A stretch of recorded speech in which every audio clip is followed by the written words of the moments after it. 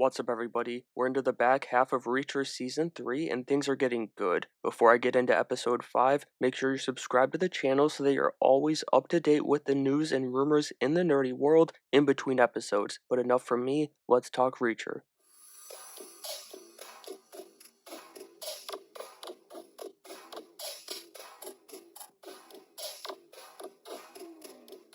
This week's episode picked up right back where we left off last week, both in the story and, unfortunately, me not enjoying it. The opening scene, specifically when Duffy goes for the phone in the warehouse, is asking me to suspend just a bit too much disbelief. It gets better as Reacher arrives, though, and the shootout ensues, and Duffy gets another badass scene too, but it was still a shaky start. But after that, it was pretty much smooth sailing for the episode, in my opinion. That Neptune Society joke was a crazy pull, and I say that assuming, I don't know this for sure, but I'm assuming it's tied to that cremation company that had some alleged problems. I don't want to get sued, but it feels like that was the reference considering, they're dumping bodies, and if I'm right, it was hilarious. Then we've got the final road bump for me this week. After this, it was nothing but smooth sailing for the episode, and again, it's just the cast. The scenes between Beck and Reacher reminded me how much I just missed that great supporting cast that we had in those first two seasons. Now, to be fair, the script doesn't give Anthony Michael Hall, or really anyone at the Beck residence that's not named Reacher, much to work with. But at the same time, I hear his dialogue, and maybe it's because,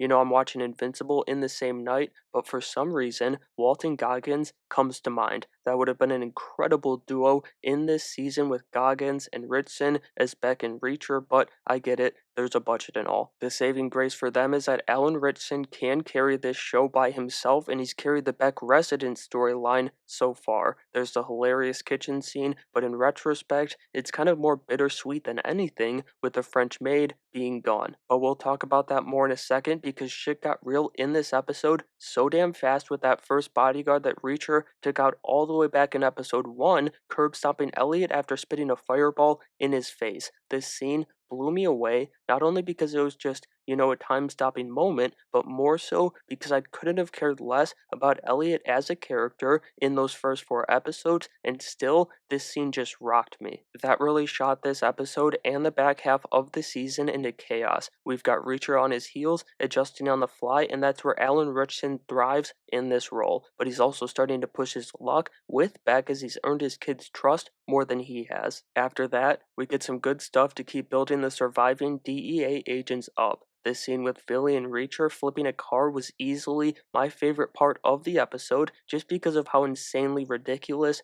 it was, but it was also just a genuinely great scene for Roberto Montesinos, who portrays Philly, and I'm glad he's finally getting these moments. They also get you thinking Reacher's cover is blown right after he saves his ass by taking out that first bodyguard for a second time, and this time permanently. I love how the second he's in danger and Paulie's around or in the room, he's reaching for something to fight with, but he gets his brain rattled around anyway by the giant despite his innocence. By that I mean he's innocent as far as they're concerned right now. Alan Ritson delivered his best moment as the character too during this scene, in my opinion, showing that raw, paralyzing fear that Reacher seemingly hasn't felt in some time, but then he returns the favor, only to Harley, not Paulie, making him puke with a hilarious gut punch. Which, speaking of Harley, well, for one, he's just a great side character, that's one thing that boosted this episode, but Paulie legit makes him look like he's 2 feet tall, and I had to pause the episode because of how hard I was laughing at it. But the episode closed on a strong cliffhanger this week, leaving us anticipating the reunion between Reacher